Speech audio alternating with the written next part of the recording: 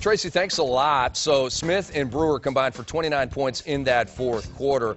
But the Rockets outscored the Clippers 40-15, making 12 of 19 shots compared to just 4 of 22 shooting by the Clippers. And it was the first time in franchise history that the Rockets won a playoff game when trailing by 10 or more points heading into the fourth quarter after 49 losses. It's absolutely unbelievable. It's mind-boggling. We're less than 24 hours after that happened. Did that seriously happen? Rick Hamlin, Dennis Scott, and Sekou Smith, the birthday boy. And Sekou, I'll start with you first. Would you define Game 6 as a comeback by the Rockets or a collapse by the Clippers? I'm going to cheat. Okay, go ahead. Call it a comeback. Comeback? Yeah, seriously. I think. Is that like Rex Chapman's Denipkida? Yes, pretty exactly. I think Blake Griffin nailed it. They outplayed us. Mm-hmm. You know, I mean, it's not like the Clippers had anything preventing them from matching the energy, from matching, you know, the effort that Josh Smith and Corey Brewer and the rest of the Rockets gave. They got outplayed. Look at some of the shots that they used to come back. There was no contest. There's not a hand in the face. There's not anybody within, you know, inches of you trying to keep you from, taking and making these shots. Sometimes you get outplayed. Doc Rivers talked about them giving it away.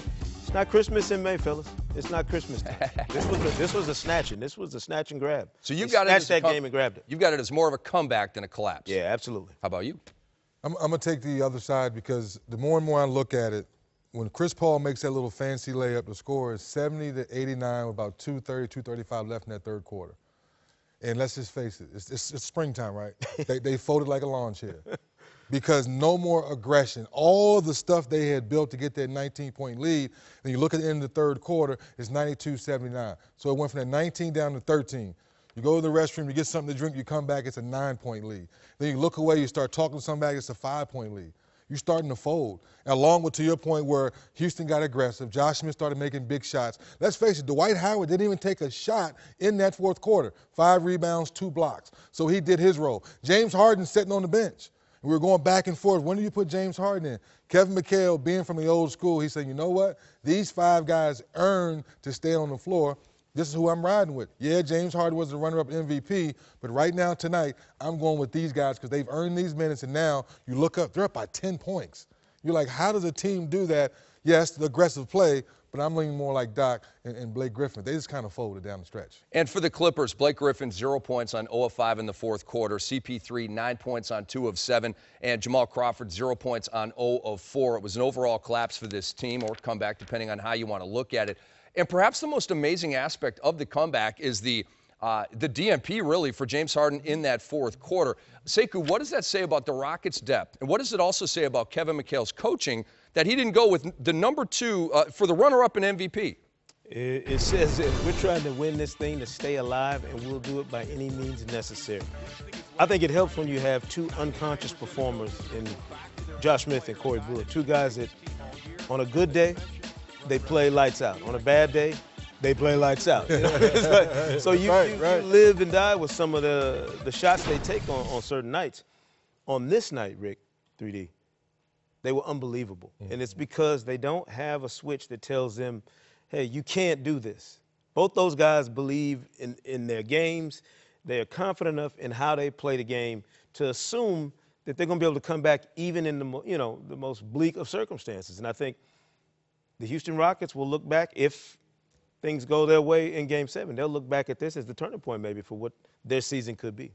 And I think that's what Kevin McHale was pointing. He went back in the press conference yesterday and talked about how he incorporated more Josh Smith. That's how they were able to beat the Dallas Mavericks. That 4-5 high-low action that we give Marc Gasol and Zach Randolph a lot of credit for, that was the action that beat the Dallas Mavericks. Josh Smith being at the 4, and then when he get the ball at the pick and roll, the 4-man being the point 4, if you will, finding Dwight for the alley-oops. And Kevin McHale initially made the adjustment of Josh Smith into the starting lineup for Terrence Jones in Game 5, and it really paid the most dividends in the fourth quarter of Game 6. Let's talk Chris Paul. Finished with 31 points and 11 assists in the game. But, DZ, I'll start with you first here. How can he get back to finishing like he did against San Antonio, especially in that Game 7? Well, believe it or not, it has to be a little more selfish. And that's one of the things that Chris Paul is used to doing. But he showed us in Game 7, to your point, Rick, a big shot like that, you got to believe in yourself and realize that I don't care if 2 people are on me. I don't care if future Hall of Famers chasing me, I'm taking this shot.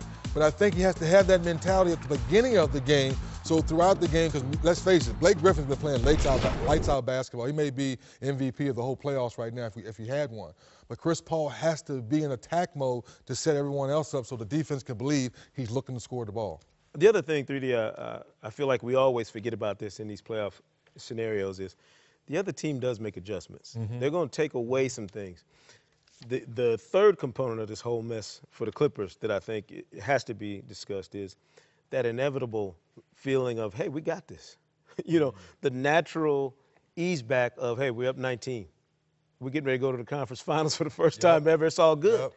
You blink, like you said, you look up 2-3 minutes later and you're in a dogfight. And if you haven't caught up to your emotions in that moment, you can get swallowed up in it. And I think the Clippers, part of it was a comeback by the Rockets. A lot of it was the Clippers getting caught up in the emotions in that arena, up 19, assuming everything's good, Rick, and they get popped. Well, they won games 3 and 4 in L.A. against Houston by a combined 58 points, and then they're up 19 late third. They're probably thinking, this is easy street, man. We're waltzing into the Western Finals.